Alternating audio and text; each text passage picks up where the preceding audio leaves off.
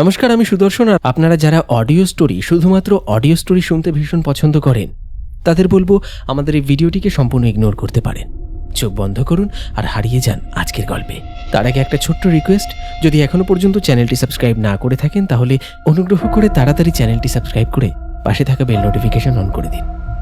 আজ আপনি শুনতে চলেছেন মেজো কাকার কলমে গ্রাম বাংলার ভূতের গল্প, ঝড় জলের রাতে। বেশি ভনিতা না করে সরাসরি প্রবেশ করি আজকের গল্পে। আসুন শুরু করা যাক।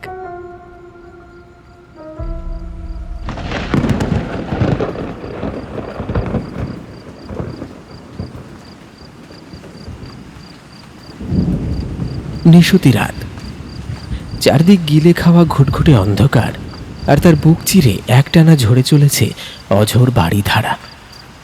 যেন আকাশের বুক চিরে প্রলয় নেমেছে আজ। সেই অন্ধকারে এক কোণে টিমটিম করে জ্বলছে একটা পুরনো হারিকেন। খড়ের চাল বেয়ে অঝরে জল ঝরছে মাধবের চায়ের দোকানের সামনে। ভেতরে মাটির উনুনে গনগনে আঁচ, তার উপর রাখা কালো ধোঁয়া ওঠা কেটলি। উনুনের সেই লালচে আভা আর হারিকেনের হলদেটে আলো এসে পড়েছে মাধবের নির্বিকার শান্ত মুখখানার ওপর। বাইরের এই প্রলয়ঙ্করী রূপের কোনো ছাপ নেই তার চেহারায়। সে এক মনে চা ছাঁকছে। দোকানের একপাশে নরবরে কাঠের বেঞ্চে নিজেদের গায়ে চাদর জড়িয়ে জড়ো সড়ো হয়ে বসে আছে গ্রামের দুই চাষি, রতন আর কানাই। ভ্যাপসা গুমোট আর চায়ের ধোঁয়ায় বাতাসটা ভারী হয়ে আছে। রতন মাটির ভাঁড়ে আলতো চুমুক দিয়ে একটা ভারী দীর্ঘশ্বাস ফেলে বলল, যেই ধারায় এইবার বৃষ্টি নেমেছে রে, মাঠের ধান তো সব গেল জলের তলায়। কাল সকালেও যদি এই মরকের বৃষ্টি না থামে, এই তল্লাটে একটা ফসলও আর ঘরে তুলতে হবে না রে, সব একেবারে শেষ। কানাই মাথা নেড়ে গলা নামিয়ে হতাশ সুরে বলল, শুধু কি ফসল রতনদা? নদীর ওপারের খবর পেয়েছো কিছু? ওই বাঁধ নাকি হুড়মুড়িয়ে ভাঙছে। দক্ষিণ পাড়ার দিকে তো হু হু করে জল ঢুকে গেছে শুনলাম। যা পরিস্থিতি, এবছর বোধহয় আর কেউ বাঁচবো না আমরা, ভাসিয়ে নিয়ে যাবে সব। মাধব কোনো কথা বলে না, তার মুখে কোনো ভাবান্তর নেই। চুপচাপ দুটো মাটির ভাঁড়ে চা ঢেলে সে নীরবে এগিয়ে দেয় ওদের দিকে। চারপাশটা যেন এক অদ্ভুত থমথমে নিস্তব্ধতায় ডুবে গেল মুহূর্তের জন্য। আর ঠিক তখনই বিদ্যুতের তীব্র সাদা আলোয় মুহূর্তের জন্য দিনের মতো আলোকিত হয়ে উঠল চারপাশটা। আর সেই কয়েক সেকেন্ডের ঝলকানিতেই দেখা গেল ঝড়ের বেগে একটা লোক দোকানের ভিতর আছড়ে পড়ল। লোকটা সনাতন। সনাতনের সারা শরীর কাদায় মাখামাখি, মাথার চুলগুলো উস্কো খুস্কো, ঠিক যেন এক বদ্ধ পাগল। বৃষ্টির জলে পুরো ভিজে জবজবে। তার চোখ দুটো ঠিকরে বাইরে বেরিয়ে আসতে চাইছে। মুখে এক আদিম আতঙ্ক, যেন সাক্ষাৎ যমদূতকে নিজের চোখে ছুঁয়ে এসেছে সে। প্রবল হাঁপাতে হাঁপাতে বেঞ্চের এক কোণায় ধপ করে বসে পড়ল সনাতন। তার বুকটা হাঁপুড়ের মতো ওঠানামা করছে, গলা দিয়ে অস্পষ্ট গোঙানির মতো শব্দ বেরোচ্ছে। দোকানের বাকি দুইজন, রতন আর কানাই, ভয়ে সিঁটিয়ে গেল। কিন্তু মাধব, সে তার হাতের কেটলিটা ধীরে ধীরে নামিয়ে রাখল উনুনের পাশে। তার মুখে এখনো কোনো চমক বা বিরক্তির লেশ মাত্র নেই। দৃষ্টি একেবারে স্থির, শান্ত, যেন এমনটাই হওয়ার কথা ছিল। সে ধীরে সুস্থে একটা স্টিলের গ্লাসে জল গড়িয়ে কোনো কথা না বলে কাঁপতে থাকা সনাতনের দিকে এগিয়ে দিল।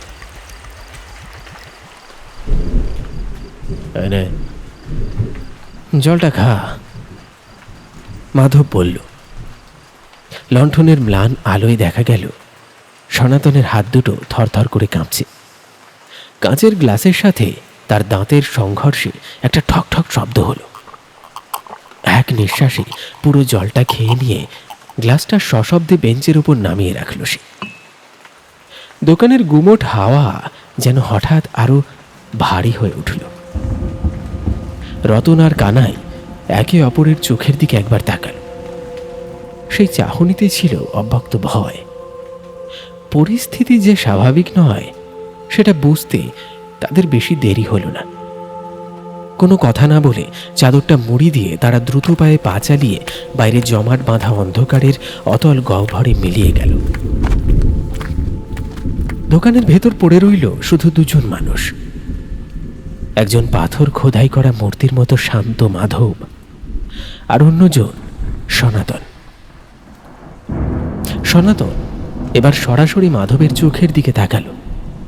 সেই চোখে জলের ধারা নামেনি ঠিকই, কিন্তু চোখের কোণ দুটো টকটকে লাল হয়ে উঠেছে।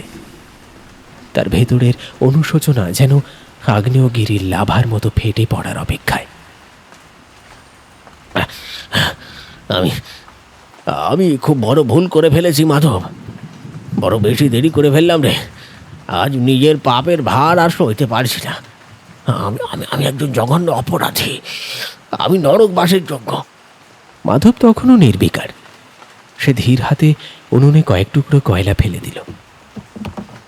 আগুনের ফুলকিগুলো অন্ধকার চিরে একবার জ্বলে উঠেই আবার মিলিয়ে গেল। সে সনাতনের দিকে না তাকিয়ে খুব নিচু স্বরে বলল, তা কি করেছিস শুনি? হঠাৎ পাগলের মতো মাধবের হাত দুটো চেপে ধরল সনাতন। আমি আমি লোভে অন্ধ হয়ে গিয়েছিলাম রে। ওই শ্মশান ধারের কাপালিককে আমি টাকা দিয়েছিলাম। শুধু টাকার লোভে নয়, তোর এই মোড়ের মাথার দোকানটার ওপর আমার নজর ছিল। আমি আমি চেয়েছিলাম এই জায়গাটা দখল করতে। কাপালিককে বলেছিলাম তোর নামে মারণ বান ছুটতে। আজ অমাবস্যার রাত, আজ রাতে সেই বান তোর বুকে আছড়ে পড়ার কথা। মাধবের হাতটা এক মুহূর্তের জন্য থেমে গেল। উনুনের গনগনে লাল আলোয় তার চোখের মণি দুটো যেন রহস্যময়ভাবে চিকচিক করে উঠল। সে ধীরে ধীরে মাথা তুলে সনাতনের দিকে তাকালো। সনাতন তখন হাউ মাউ করে কেঁদে ফেলেছে। কিন্তু কিন্তু আমি আমি জানতাম না মাধব, আমি জানতাম না। আজ বিকেলে হরেন কাকা যখন আমায় সবটা বলল, তখন তখন আমার পায়ের তলা থেকে মাটি সরে গিয়েছিল। আমার ওই একরত্তি মেয়েটা যখন হাসপাতালে রক্তের অভাবে মৃত্যুর কোলে ঢলে পড়েছিল, তখন পাড়ার কেউ এগিয়ে আসেনি। তখন তখন তুই গোপনে নিজের রক্ত দিয়ে ওকে বাঁচিয়েছিস। তুই তুই তুই কাউকে বলতে বারণ করেছিলি বলে আজ অবধি আমি কিছু জানতাম না। যে মানুষটা আমার সন্তানকে নতুন জীবন দিল, আমি আমি কিনা তার বুকেই ছুরি বসাতে গেলাম। নিজে থাপ্পড় মারতে ইচ্ছা করছে রে, আমার থাপ্পড় মারতে ইচ্ছা করছে। সনাতন পাগলের মতো নিজের মাথায় আঘাত করতে লাগলো। তার চিৎকারে দোকানের জীর্ণ ছাউনিটাও যেন কেঁপে উঠল। আমি আমি ছুটে গিয়েছিলাম ওই কাপালিকের কাছে। পায়ে ধরে মিনতি করেছি সব আটকাতে, কিন্তু সে হেসে বলল অনেক দেরি হয়ে গেছে। ওই বান নাকি একবার লক্ষ্যভেদ করতে বেরিয়ে গেলে আর ফেরানো যায় না। সে বান এখন তোর উদ্দেশ্যে ধেই আসছে মাধব। তুই পালিয়ে যা, তুই যেদিকে পারিস পালিয়ে যা। ঠিক সেই মুহূর্তে বাইরে ঝোড়ো হাওয়ার বেগ বহুগুণ বেড়ে গেল। যেন সহস্র প্রেতাত্মা একসাথে আর্তনাদ করে উঠল বাইরের জঙ্গলে। দোকানের টিমটিমে লণ্ঠনটা দপ দপ করে কাঁপতে শুরু করলো, যেন কোনো অশুভ শক্তির নিঃশ্বাসে সেটা নিভে যেতে চাইছে। অনেক দূর থেকে একদল শেয়ালের একটানা অশুভ হাহাকার রাতের স্তব্ধতাকে খান খান করে দিল। মাধব কোনো কথা বলল না, শুধু তার ঠোঁটের কোণে ফুটে উঠল এক রহস্যময় শীতল হাসি।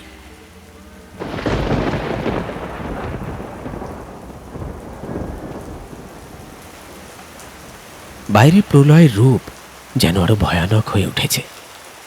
দমকা হাওয়ার দাপটে দোকানের দরজার ঝাঁপটা আছড়ে আছড়ে পড়ছে। লণ্ঠনের আলোটা এখন যেন মৃত্যুর আগে অন্তিম ছটফটানির মতো কাঁপছে।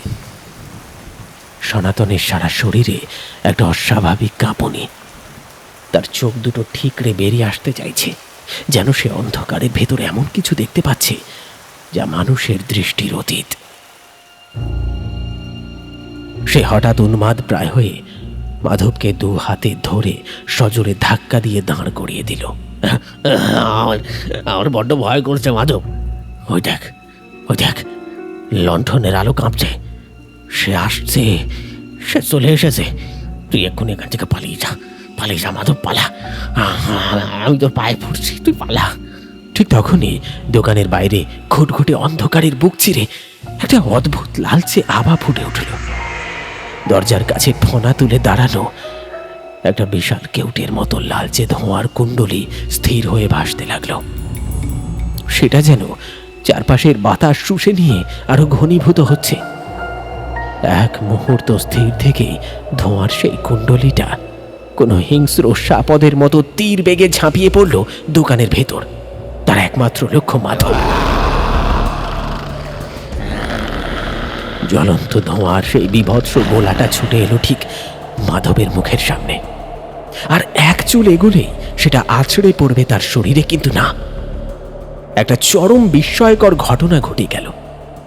ধোঁয়ার গোলকটা মাধবকে স্পর্শ পর্যন্ত করল না, যেন কোনো এক অদৃশ্য দুর্ভেদ্য দেওয়ালের সজোরে ধাক্কা খেল সেটা। তারপর ফনা তোলা সাপের মতোই অদ্ভুত একটা বাঁক নিয়ে মাধবকে সম্পূর্ণ পাশ কাটিয়ে গেল। এত কিছুর মাঝেও মাধবের চোখের পাতা একবারের জন্য পড়ল না। সে আগের মতোই নির্বিকার আর শান্ত ভঙ্গিতে চায়ের মাটির ভাঁড়টা নামিয়ে রাখল উনুনের পাশে। মাধবকে পাশ কাটিয়ে যাওয়া সেই অভিশপ্ত লালচে গোলাটা তীরের বেগে সোজা গিয়ে আছড়ে পড়ল পেছনে দাঁড়িয়ে থাকা সনাতনের বুকের বাঁ দিকে। প্রচণ্ড ধাক্কায় সনাতনের শরীরটা যেন তুলোর মতো শূন্যে ছিটকে গেল। দোকানের একদিকে বাঁশের বেড়া ভেঙে সজোরে আছড়ে পড়ল সে কাঁচা মাটির মেঝের ওপর। সনাতনের চোখ দুটো যন্ত্রণায় ঠিকরে বেরিয়ে আসতে চাইছে। তার শিরা উপশিরাগুলো নীল হয়ে ফুলে উঠেছে। তার মনে হচ্ছে যেন যেন বুকের ভেতর কেউ এক তাল গনগনে জ্বলন্ত অঙ্গার জোর করে ঢুকিয়ে দিয়েছে। অবর্ণনীয় যন্ত্রণায় সে দু হাত দিয়ে নিজের বুকটা খামচে ধরে মাটিতে সাপের মতো মোচড়াতে লাগলো। তার তার গলা দিয়ে কোনো স্বর বেরোচ্ছে না, শুধু একটা বিকট গোঙানি। কিছুক্ষণের মধ্যেই তার মুখ দিয়ে সাদা গ্যাঞ্জেলা বেরোতে শুরু করলো। মৃত্যু যন্ত্রণা যেন তাকে তিলে তিলে গ্রাস করছে। সনাতনের ঘোলাটে মৃতপ্রায় দৃষ্টি মেঝে থেকে ধীরে ধীরে উঠে স্থির হলো মাধবের উপর। তার সেই দৃষ্টিতে এখন কোনো অনুশোচনা নেই, আছে কেবল এক চরম আত্মবিশ্বাস আর হিমশীতল আতঙ্ক। তন্ত্রের এক অমোঘ অলঙ্ঘনীয় নিয়ম আছে। শ্মশানের চিতাভস্য, নরকঙ্কাল আর অমাবস্যার ঘোর নিশ্ছিদ্র আঁধারে জাগানো এই মারণ বাণ কখনো লক্ষ্যভ্রষ্ট হয় না। যার রক্ত, যার নাম নিয়ে এই পৈশাচিক অস্ত্র একবার ছোঁড়া হয়, তার প্রাণ না নিয়ে সে শান্ত হয় না। পাতাল ফুঁড়ে হলেও সে তার শিকারকে খুঁজে নেবেই। কিন্তু কিন্তু আজ এই নিস্তব্ধ প্রলয়ঙ্করী রাতে এমন চরম অসম্ভব ঘটনা ঘটে গেল কিভাবে? মাধবের নামে ছোড়া বাণ মাধবের বুক চিরে তাকে ভস্ম করে দেওয়ার বদলে উল্টে সনাতনকে আঘাত করল কেন? বাণ কি তবে দিকভ্রান্ত হলো? নাকি নাকি এই সাদা মাটা আট পৌড়ে চায়ের দোকানি মাধব এমন কোনো আদিম শক্তি, এমন কোনো অজানা ভয়ঙ্কর সত্তা যার কাছে মৃত্যুর এই অমোঘ দূত মাথা নত করতে বাধ্য? অবর্ণনীয় যন্ত্রণায় ছটফট করতে থাকা সনাতনের ঘোলাটে হয়ে আসা চোখের সামনে এখন একটাই প্রশ্ন, কেন এমনটা হলো? আর কে এই মাধব? সনাতন কাঁচা মাটির স্যাঁতস্যাঁতে মেঝের উপর কাটা কেঁচোর মতো ছটফট করছে। তার মুখ দিয়ে গ্যাঁজলা বেরিয়ে মাটিতে ভিজে যাচ্ছে। চোখের মণি দুটো যন্ত্রণায় উল্টে যেতে চাইছে। লণ্ঠনের টিমটিমে আলোয় মাধবের ছায়াটা পেছনের মাটির দেওয়ালে এক বিশাল অতিকায় দানবের মতো আকার ধারণ করেছে। যেন কোনো পিশাচ তার শিকারের দিকে তাকিয়ে আছে। মাধব খুব ধীর মাপা পায়ে সনাতনের দিকে এগিয়ে গেল। তার মুখের সেই শান্ত নির্বিকার ভাবটা এখন আর নেই।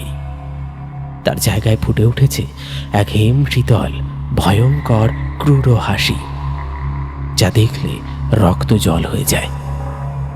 মাধব ধীরে ধীরে হাঁটু গেড়ে বসল সনাতনের পাশে। সে তার মুখটা একদম সনাতনের কানের কাছে নামিয়ে আনল। তারপর খুব ফিসফিস করে সাপের হিসানির মতো হাড় হিম করা গলায় বলল, বান তো কখনো পথ ভোলে না সনাতন কাকা। মন্ত্র তো আর মিথ্যে হতে পারে না বল। তুই ওই শ্মশানের কাপালিককে টাকা দিয়ে মাধবকে মারার বান কিনেছিলি ঠিকই, কিন্তু তুই ভুলে গেছিস গত বছর ঠিক এই ঘোর বর্ষার রাতে কি ঘটেছিল এই চায়ের দোকানে।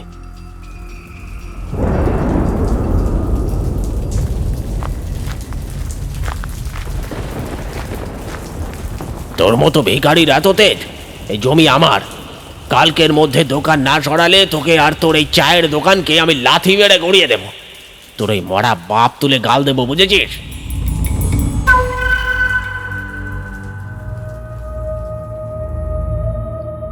সনাতনের ঘোলাটে চোখ দুটো ওই স্মৃতির কথা ভেবে আরো বিস্ফারিত হয়ে গেল। সে যেন ভূত দেখার মতো চমকে উঠল। যন্ত্রণায় নীল হয়ে যাওয়া ঠোঁট দুটো নেড়ে সে কিছু একটা বলার জন্য হাঁসফাঁস করতে লাগলো, কিন্তু কিন্তু গলা দিয়ে একটা জান্তব গোঙানির শব্দ ছাড়া আর কিছুই বেরোলো না।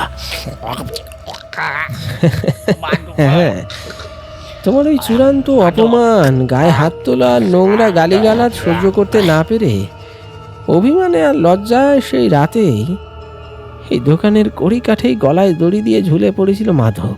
সে লাশটা কত কষ্ট করে আমি পুড়িয়েছি সেই রাতের অন্ধকারে আমি জানি, কাক পক্ষীরেও টের পাইতে দিইনি। কিন্তু তুই জানতি না কাকা, ভিন রাজ্যে কাজ করতে যাওয়া মাধবের যমজ ভাই যাদব ঠিক তার পরের দিনই গ্রামে ফিরেছিল। বিদ্যুতের তীব্র আলোয় মাধব ওরফে যাদবের মুখটা উদ্ভাসিত হয়ে উঠল। তার চোখে এখন প্রতিশোধের লেলিহান আগুন। যে আজ তোর চোখের সামনে মাধব সেজে এতক্ষণ চা বানাচ্ছিল, সেই মাধব আমি নয় রে কাকা, আমি যাদব। আমার দাদার খুনের বদলা নেওয়ার জন্যই তো শুধু এই দিনটার অপেক্ষায় ছিলাম।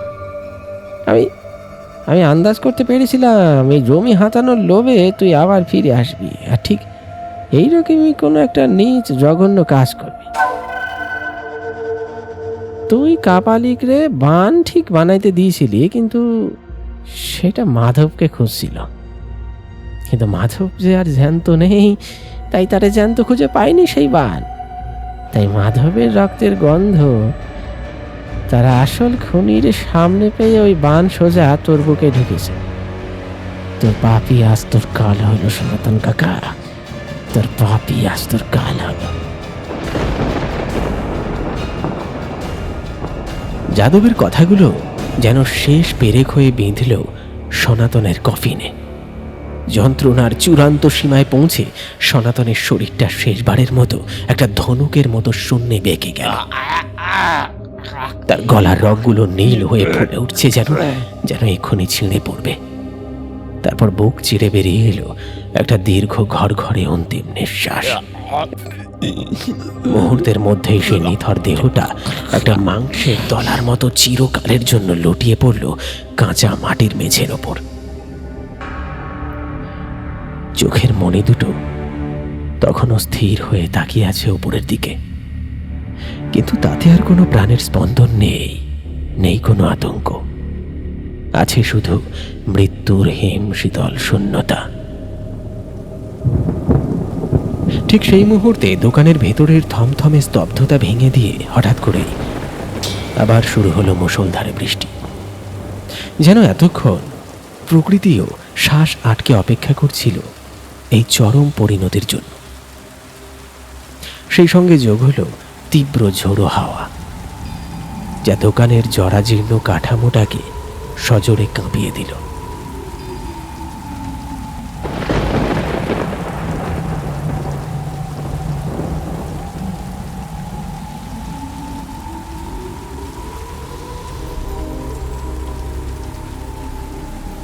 প্রকৃতির বিচার বড়ই অদ্ভুত, বড়ই নির্মম। অহংকার আর লোভের বশবর্তী হয়ে যে চরম ধ্বংসের চক্রান্তের জাল সনাতন নিজের হাতে বুনেছিল, নিয়তির কি নিষ্ঠুর পরিহাস। আজ সে নিজের বোনা জালে তাকে চিরতরে আটকা পড়তে হলো। গত 1 বছর ধরে যাদবের বুকে যে প্রতিশোধের আগুন ধিক ধিক করে জ্বলছিল, আজ তা শান্ত, একেবারে জুড়িয়ে গেছে। ঠিক বাইরের এই মুষলধারে ঝরে পড়া শীতল বৃষ্টির মতোই।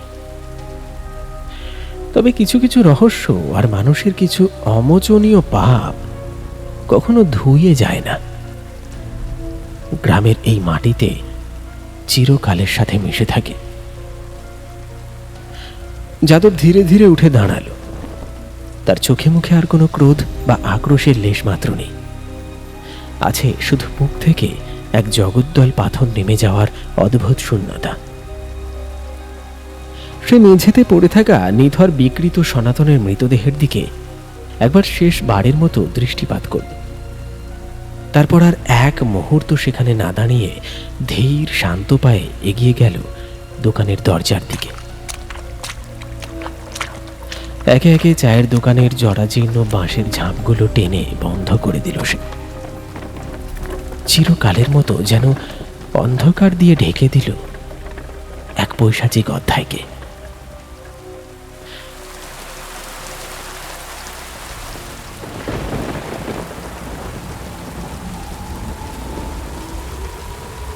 বাইরে তখন তুমুল ঝড় বৃষ্টির দাপট।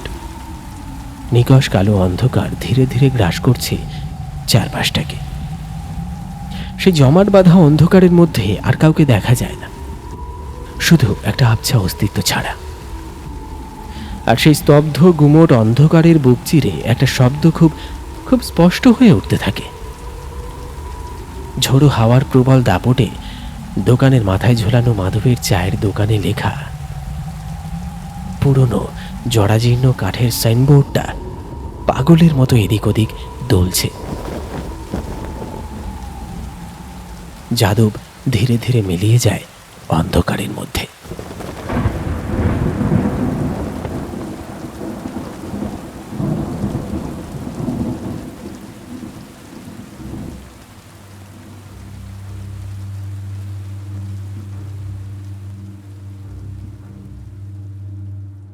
শুনলেন ঝড় জলের রাতে। আমাদের আজকের এই নিবেদন অর্থাৎ এই ছোট গল্পটি আপনার কেমন লাগলো অবশ্যই কমেন্ট করে জানাতে ভুলবেন না। ভালো লাগলে লাইক করুন এবং হাইপ দিতে ভুলবেন না। পাশাপাশি যেমনটা বলেছিলাম, আমাদের ফেসবুক পেজে এবার আপনি আমার সঙ্গে কথা বলতে পারেন সরাসরি ডিএম করে, এবং চাইলে আপনি আপনার গল্প, আপনার কোনো জীবনের অভিজ্ঞতার কাহিনী সবটাই পাঠাতে পারেন ডিএম করে। তার জন্য ফলো করতে হবে ডেসক্রিপশনে দেওয়া লিঙ্ক থেকে আমাদের ফেসবুক পেজ, এবং যত বেশি পারবেন আমাদের এই গল্পে আপনি কমেন্ট করুন, কারণ আপনার নাম আমি আগামী গল্পে অবশ্যই ঘোষণা করব। আমাদের গত এপিসোডে অনেকেই কমেন্ট করেছেন, সেখান থেকে কয়েকটি কমেন্ট আমি পড়ছি। সুচিস্মিতা ভট্টাচার্য বলছেন, আমি তোমাদের একজন সাবস্ক্রাইবার, তোমার গলাটা খুব সুন্দর, অন্ধকারে শুয়ে বা ইয়ারফোন কানে লাগিয়ে কাজ করতে করতে শুনি, গরমের কষ্টটাই ফিল হয় না, গল্পের দিকে মন থাকে, ভালো লাগে। থ্যাংক ইউ সো মাচ, এভাবেই শুনতে থাকুন। আর অভিজিৎ চক্রবর্তী বলছেন, অসাধারণ পরিবেশনা থাকে প্রত্যেক গল্পতেই, এগিয়ে যাও ভাই আরও, আপনারা সঙ্গে থাকলে পাশে থাকলে নিশ্চয়ই আরও এগিয়ে যাব, এভাবেই সাপোর্ট করুন। নিখিল দাস বলছেন, গল্পটা খুব ভালো লাগলো, ধন্যবাদ সবাইকে, আপনাকে অনেক অনেক ধন্যবাদ।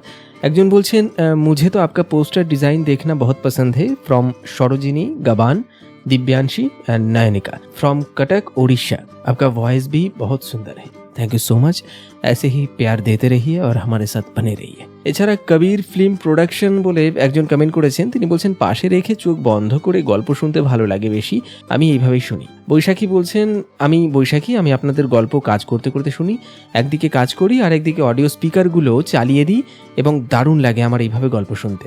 স্বরূপ সরকার বলছেন, তোমার গল্প কখনো খারাপ হতে পারে না, তুমি আমার বুকে, থ্যাংক ইউ সো মাচ। এতটা ভালোবাসা দেওয়ার জন্য সত্যি মানে কোনো ভাষা নেই, আমাদের বলার মতো কোনো শব্দ নেই, এত ভালোবাসা আপনারা দিচ্ছেন। এই চাইবো এইভাবেই পাশে থাকুন এবং আগামী গল্পগুলো শুনতে থাকুন। এছাড়া কমেন্ট করেছেন জয়ন্তী দাস, তিনি বলছেন, দারুণ লেগেছে গল্পটা, আমি জয়ন্তী দাস, আমি তোমার গল্প শুনতে খুব ভালোবাসি। এছাড়া শিউলি দাস বলছেন, আমি তো গল্পের গভীরে হারিয়ে যেতে পছন্দ করি, আর ভাই তোমার গলার ভয়েসটা দারুণ ভাই, আর মিউজিকটা শরীর কাঁপিয়ে দেয়। এছাড়া কমেন্ট করেছেন অরিত্রী নামে একজন, তিনি বলছেন আপনার ভয়েসটা একটা ঘুম পাড়ানি মেডিসিনের কাজ করে। ট্রাস্ট মি, আপনাদের 3টে চ্যানেল আমি খুব ভালোবাসি। Thank you so much. আমি আমার মাকে বলি আপনার নাম সুভাষণ হওয়া দরকার ছিল। এটা কি স্পেলিং মিস্টেক হয়েছে নাকি আমি জানি না। আমার নাম সুদর্শন।